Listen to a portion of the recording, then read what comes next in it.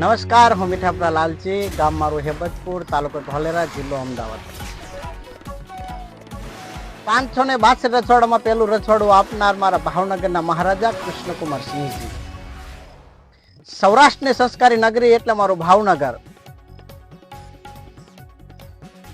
આજે ભાવનગરનો આરટીઓ અને બહુમાળી ભવનનું જે બિલ્ડિંગ છે એ જોઈએ તો ખરેખર આંખમાંથી આંસુ બહાર આવે.